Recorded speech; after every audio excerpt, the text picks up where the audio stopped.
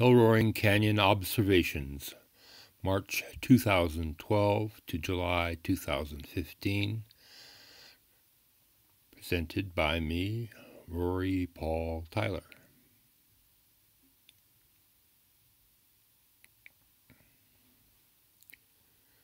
These are archaic solar markers in Hellroaring Canyon.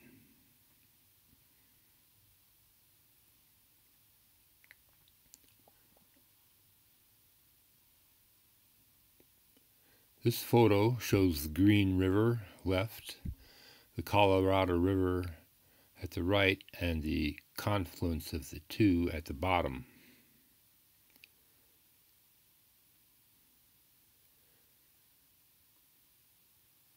Hellroaring Canyon is halfway between Moab and the Holy Ghost Panel in Horseshoe Canyon, part of Canyonlands National Park. There is archaic rock art at several locations between Moab and Horseshoe Canyon. And that's the old trail from Moab to Horseshoe and over to the San Rafael Swell.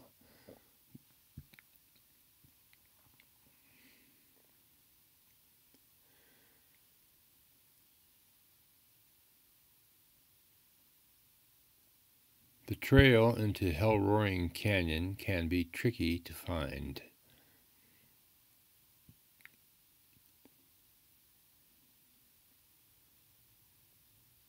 It's easy if you just follow the yellow dot road. At one point, you have to get down on your butt or hands and knees and slide through a crack for about 50 feet. And this used to be the main highway back in the pedestrian days when the Archaics lived here 6,000 years ago. There is archaic rock art in Hellroaring Canyon in that large alcove there on the right. The two formations that you see there on the left are called the Kachina Towers. The one on the left is South Kachina, the one on the right is the north, and the South Kachina acts as an astronomical marker for observers in the alcove.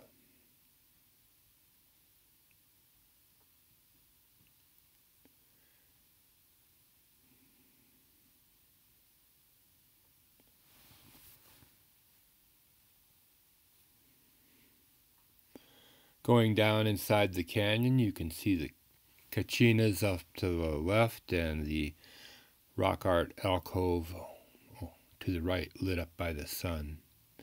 There are two glyphs at the base of the Kachina Towers that may represent the towers. These petroglyphs, pecked-in rock art, show a man, sort of an archaic style, round eyes, and a sheep that could be the two towers up above them. On March 9th, 2012, I went to Hellroaring Canyon to take this picture of the Kachina Towers and the setting moon. But while the moon was setting, the sun was rising, and I noticed that the shadow of the South Kachina was nearing the rock art at the top of the alcove down below. I have been down to the alcove many times, but I hadn't ever been there at this time of year. I decided to come back on the Equinox and look for astronomical markers. Remember, this was the 9th of March. The Equinox was about the 20th that year, I think. So 11 days later.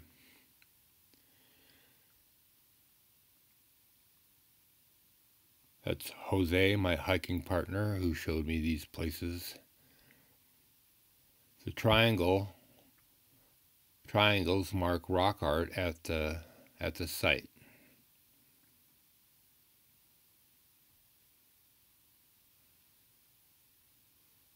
The big alcove on the left has a sort of a fin, an archway above it, and the Indians carved steps into the rock. They're called Moki steps, and they created art along the top of the alcove. That's what we found out when we went up there, and that's where the steps are carved up above the big alcove in the rock art site.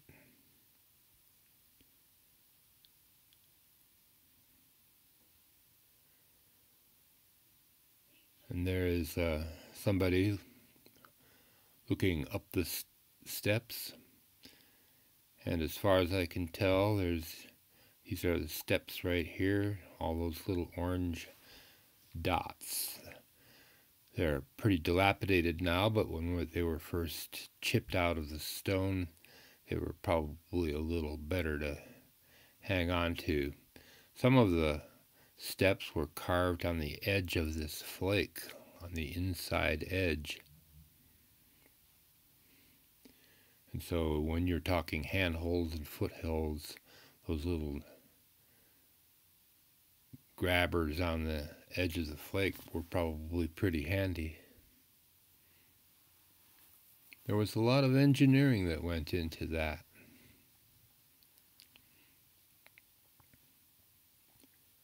The South Kachina shadow interacts with two panels on the top of the alcove. The triangles mark them, and a possible third panel, the star.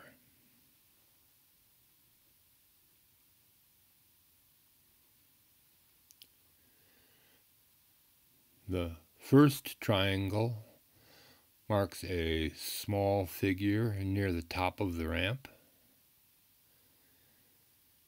And you can see it's a small red triangle. That's a fairly common style for archaic figures. Little dot to show you where he is.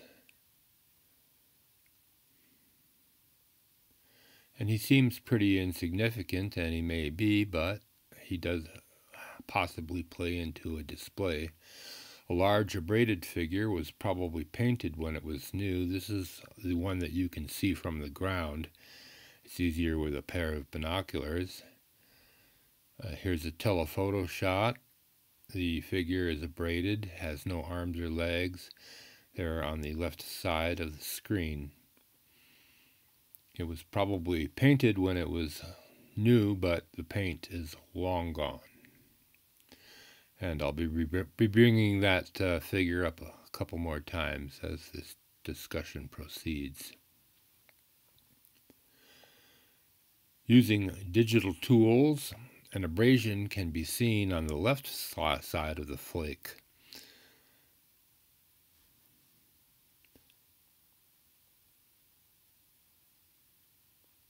That's the far left side of the flake.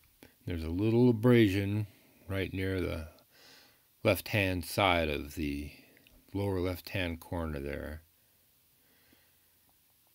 We haven't got close enough to tell if this is man-made or if there are any other human markings out there on the edge of that cliff. It's pretty precarious.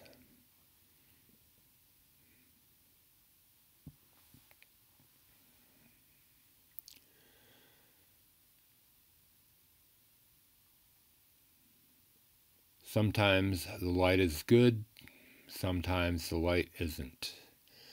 This looks like it was not one of the best days to do solar observations. But we did get something out of this one, March 20th, 2012. We went into the canyon, and things cleared up. Maybe I forget how that worked.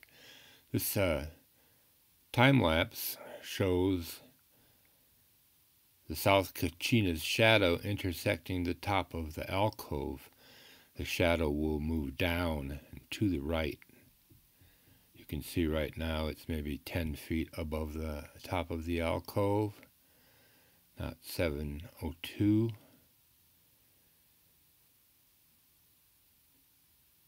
"30 seconds later, it moves down, and these pictures are mostly 30 seconds apart. 7:03 a.m.,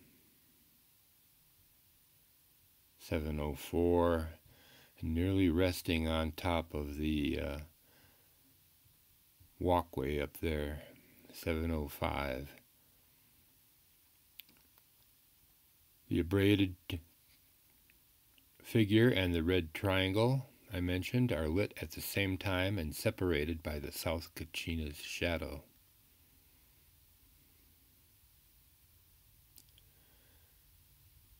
A notable piece of rock art at the site is called the Comet Man.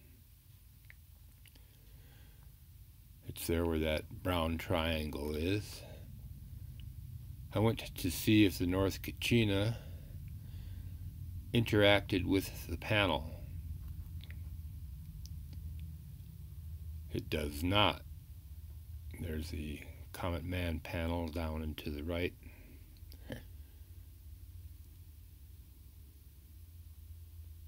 The light and shadow from the Kachina Towers do not reach the Comet Man panel.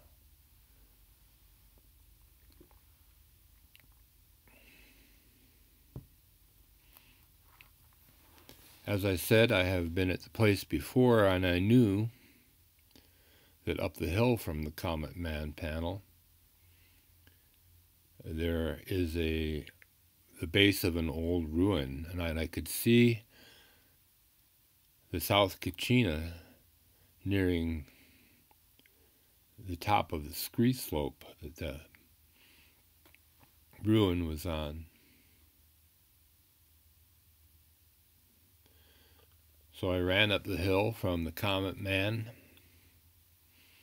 up to the base of that little ruin. We didn't know that it was archaic, but I think it is now. And that is a fairly rare thing in itself, that there would be an archaic structure. You can see the base, the little platform there.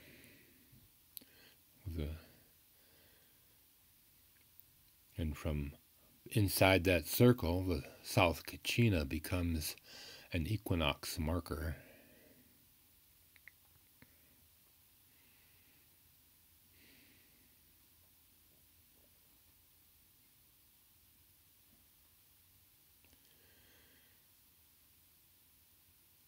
I set my tripod up in the middle of the structure and took these pictures from that spot. The sun comes up, you can see it on the horizon, and then it goes behind the South Kachina. The South Kachina covers the sun completely except for a small hole that looks like an eye hole.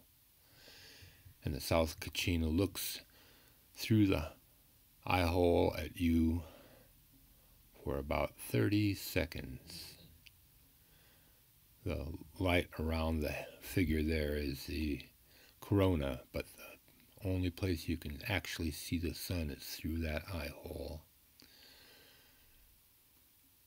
You can see that on 2 days a year from that little ruin. The spring equinox and the fall equinox. This day was a little cloudy, but it actually turned out to be a rather nice, dramatic presentation of the South Kachina sees you. You can see the sun's going behind the head of the tower now, and now the sun has occluded it, and there is the eye. You can see that for less than a minute. 2 days a year. There the sun is coming back out from the Kachina's head. I can't help myself. Kachina's head. the idea of a supernatural eye is unavoidable.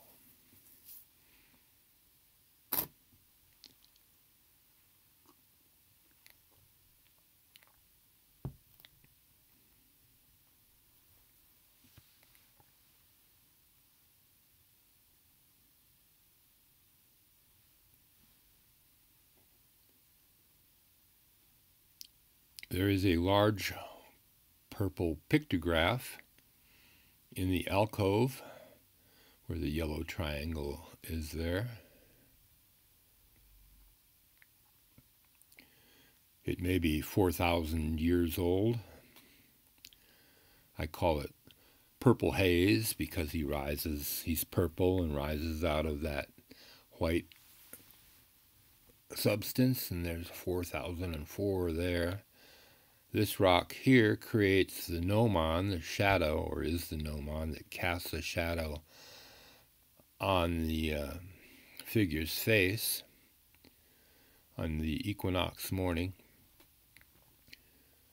And note the small dimple on that rock. That small raised dimple creates a sort of mask-like effect on the pictograph, and the mask-like effect to me seems to reiterate the theme of big eyes that we see in a lot of archaic art. You can see the shadow is coming down to the right and getting closer and closer to reaching the diameter of the figure's head. And there it is at 8:08 this morning. It hit the diameter of the figure's head, going from one side to the other and forming the wide-eyed motif, which is common in archaic art. 1 minute later, the alignment is lost.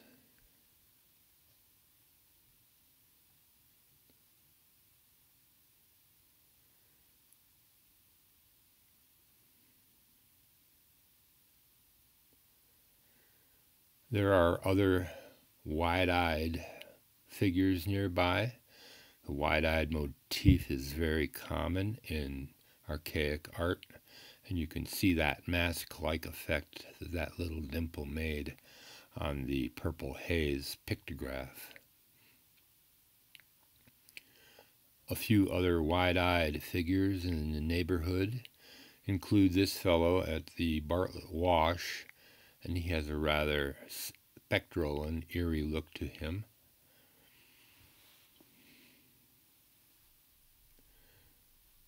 In nearby Mill Canyon, a more conventional looking wide-eyed fellow, there he is. But the one that the Hellroaring pictograph seems to resemble the most is this wide-eyed figure at Sago Canyon. A lot of the paint has probably come off the purple haze picture. I'll bet it was quite colorful in its day, but the masking arrangement on the purple paint still holds.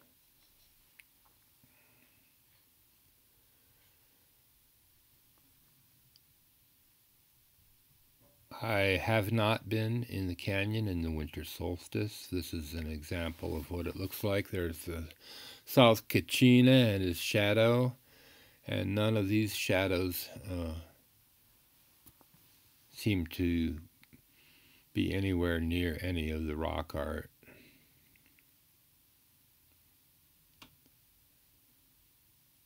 I have not visited the site at the winter solstice for direct observations. It can get a little sketchy with the snow on the rocks and all.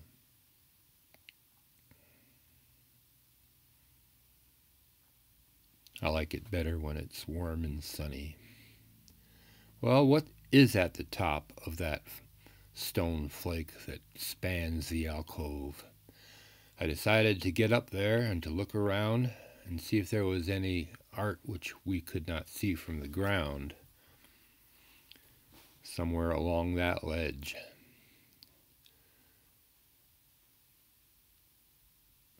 This is as far as an accomplished climber feels comfortable using no aid but the Moki steps. To go any further, you need to get some climbing gear. That was his opinion. And so I got my two friends, Herb Crimp and Ed Oak, and then they came and helped me up there on March 21st, 2013, the day before the equinox.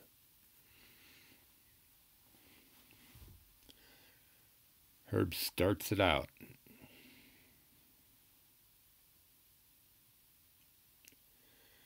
Herb and Ed got up pretty well. They said I was good at the climbing technique known as groveling.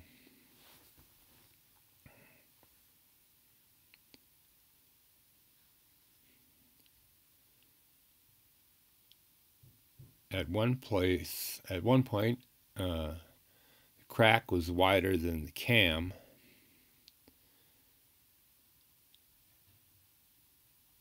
And Ed told me at this point not to let any slack in the line because he'd strung that rock there with a piece of webbing. We didn't want it to let go and have all the safety come unzipped.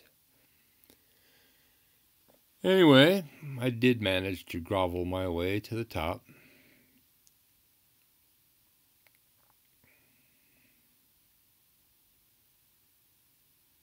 Happy to be alive. And I took a picture of that one pictograph that you can see from the town. It's abraded, very thin and attenuated, no arms or legs. There, the oval right there shows you where it is if you're having any trouble seeing it. This large abraded figure, as expected, was an anthropomorph. It was probably painted when it was made. The paint is now long gone.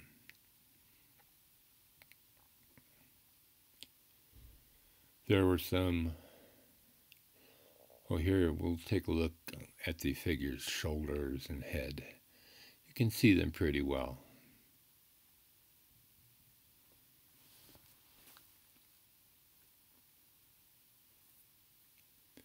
And you can see how the abrasion mars the stone. There are several smaller abraded areas nearby, but we can't tell anything from these abrasions. We don't even know if they're from humans. They might be. However, there are a number of etched vertical lines arranged in a style similar to body fill of many archaic figures. We'll tweak the photo a little bit, and you can see the lines there to Ed's right, some to the right of his helmet, and some over there on the right hand, like shoulder lines and body fill. And these are unique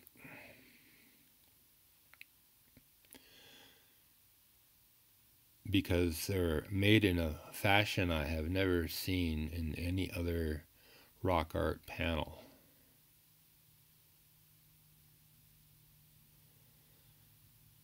Those vertical lines consist of finely chiseled scallops arranged in that pattern, stacked tight.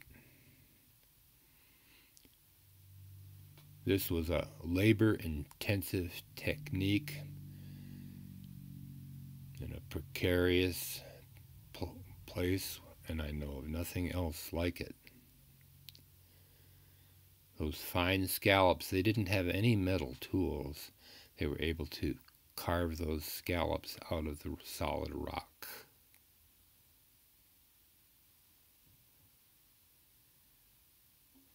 And there are several archaic figures on the top of the flake that use etching, abrasion, and the stacked scallops.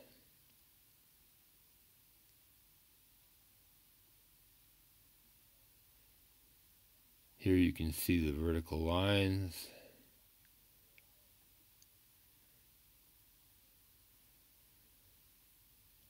There are some, I can't tell if they're necklaces or headdresses that are made out of those scalloped lines.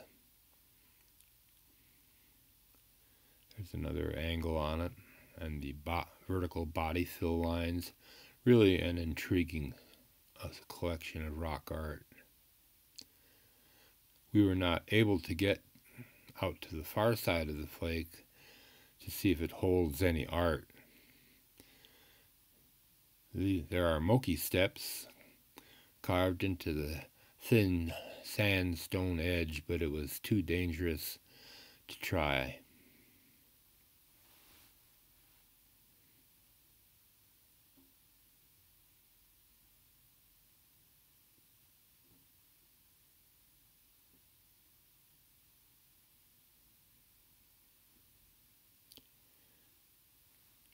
Can you imagine seeing somebody going out there across that ledge to make rock art?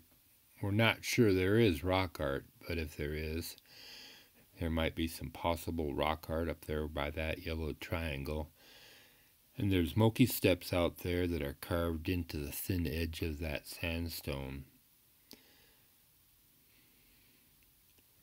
Maybe a drone would be able to see something. Fly a drone up there.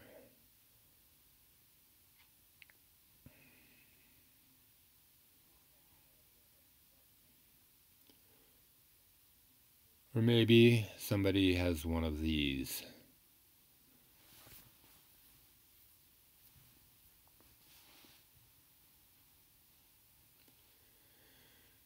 Storm clouds moved in that afternoon. We had to hightail it. And the next morning was Equinox, September 22nd, 2013.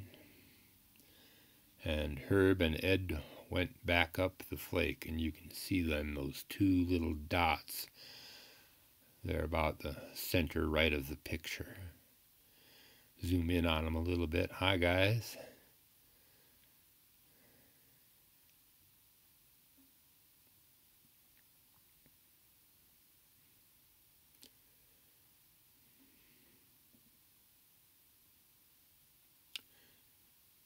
There's the shadow of the South Kachina. Herb is at left in the sun. Ed is in the shade, and they are probably the first people to see the equinox sunrise from this spot in thousands of years.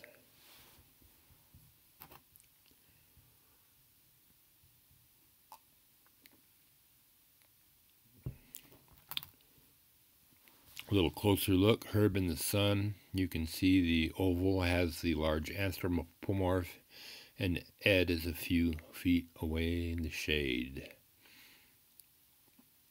There now you can see that anthropomorph in that dark streak of desert varnish. And then the Herb's eye view, you get to see what these people were up there looking at 6,000 years ago.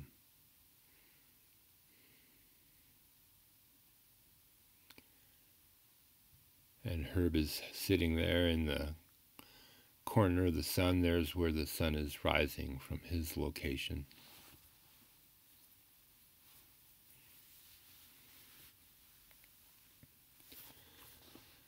I definitely want to extend my thanks to Herb Crimp and Ed Oak for being so generous with their time and their efforts and their knowledge. Of course, being dirtbag climbers, they knew what to do at the end of the climb.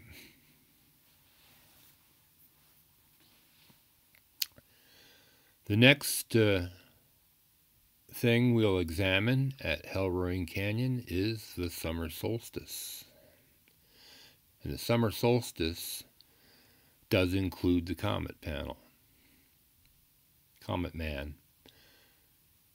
On June 18th, 2015, I went to see how the sun acts on the south-facing wall that holds the Comet Man and other art. There's quite a bit of faded art to his left and right.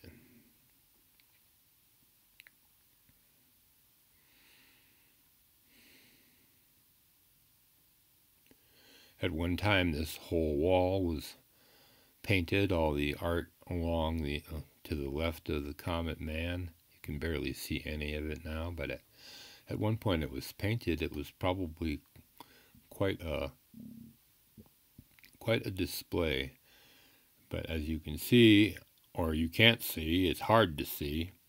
I doctored this a little bit to get it to black and white, and there is a big fat antelope.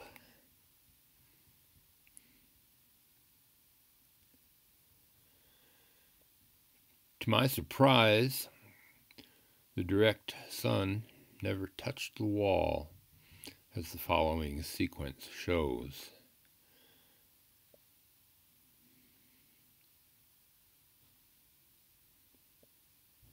There's the Comet Man's location, and he is in the shade of the alcove. And now you can see the sun moving up towards the wall, up towards where the Comet Man is. But it never quite reaches him.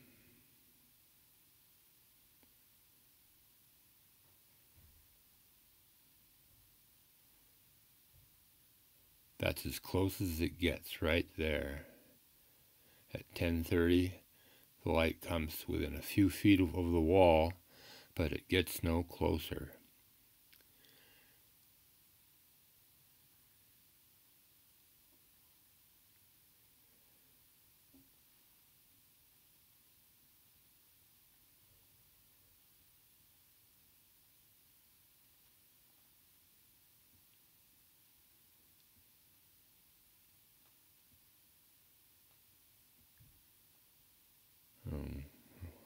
Got hung up there for a second.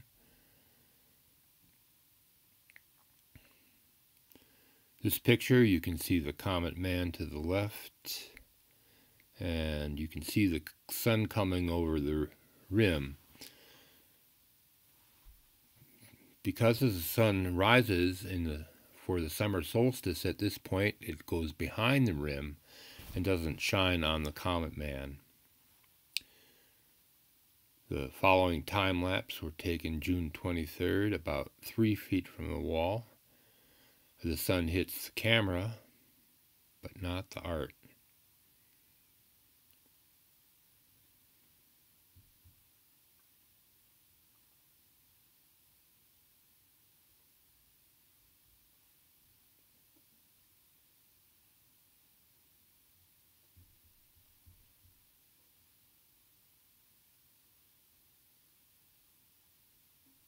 And now the sun is starting to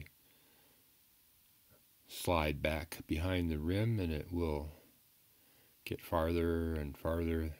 The shadow will get farther and farther away from the wall and from the Comet Man pictograph. When I first went to watch this, I was sitting in the sun for 6 hours. So I think I'm just taking a little revenge on you with this tedious timeline. You're going to have to suffer along with my memory pain.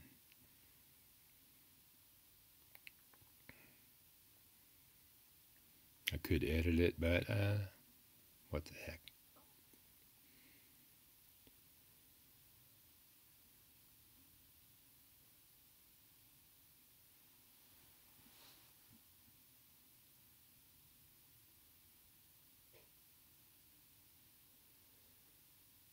I kept visiting the site until the sun dropped below the cliffs and began to light the wall. And I went up there 5 times in the next 3 weeks. On July 11th, the first glimmer of light hit the wall at the Comet Man, but it wasn't very strong, just a little bit on the Comet Man. Doesn't cover the whole pictograph or his accompanying whatever they are.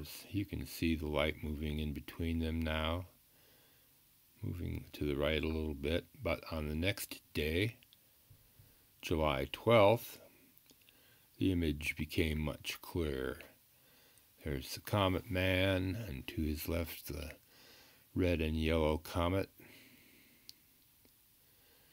And here comes the light onto the Comet Man panel. 1102, 1103,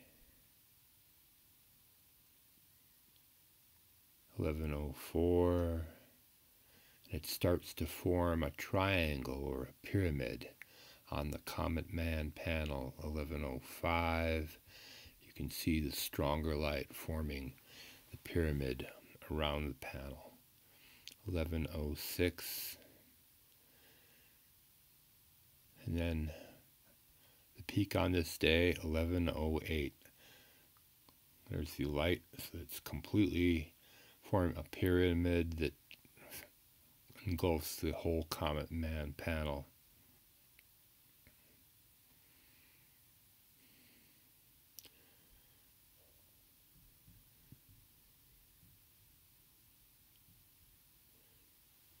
The sun is just clearing the rim above, and it's not simply clearing the rim above. I'll explain it in a little bit. The show was not over, even though this is the most spectacular image. The light continued to move to the right until it was off of the Comet Man and off of his companions. And then a little bit of light came in from the other side, just a tiny little bit, and it was kind of like a comet's tail. You can see if you can make it out here.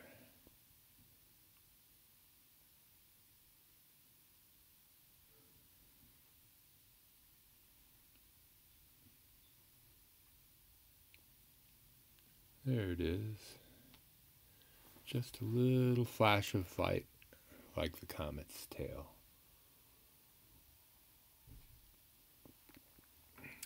I may be dreaming, but it wouldn't surprise me since we have a comet painting that the artist also saw that little bit of light and equated it to the comet. That triangular light comes through a triangle-shaped notch in the rim. That notch is formed by a pour-off. There's a little waterfall runoff up there. Assuming the Comet Man represents a nocturnal entity, the symbolism of this phenomena is intriguing.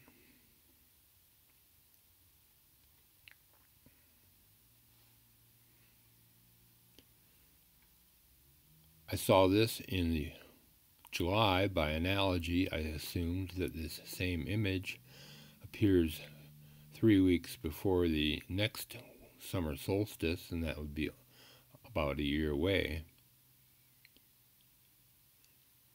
And in the middle of the summer, the brightest time of the year, the Comet Man gets no direct sunshine for 6 weeks.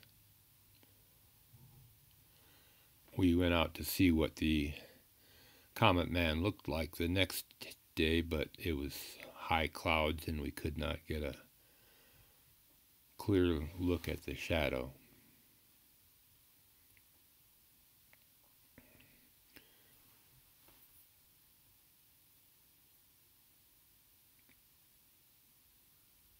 This highly processed image taken at that time is suggestive of some extra light on the panel, but it is not conclusive.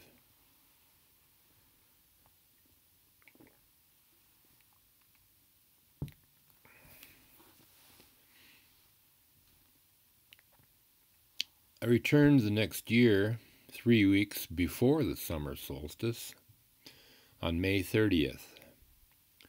And this was the last direct light on the panel for the next 6 weeks.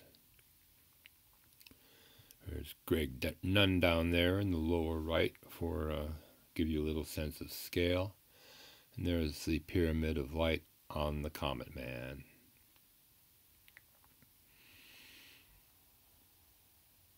Six weeks later, on July 14th, 2017, the light returned.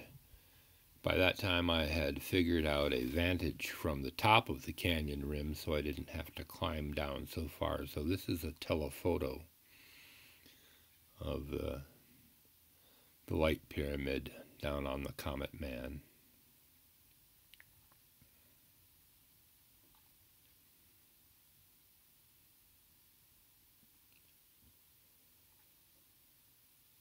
Dates for the desert Archaic people vary widely, ranging from 4000 BC, even earlier, to 500 AD. The Hellroaring Canyon art shows that these people likely had some understanding of astronomy long before the Basket Maker Indians, the Fremont Indians, or the Anasazi Indians had made their appearance in the region. Let's just look at that one more time. Here comes the Pyramid of Light onto the Comet Man.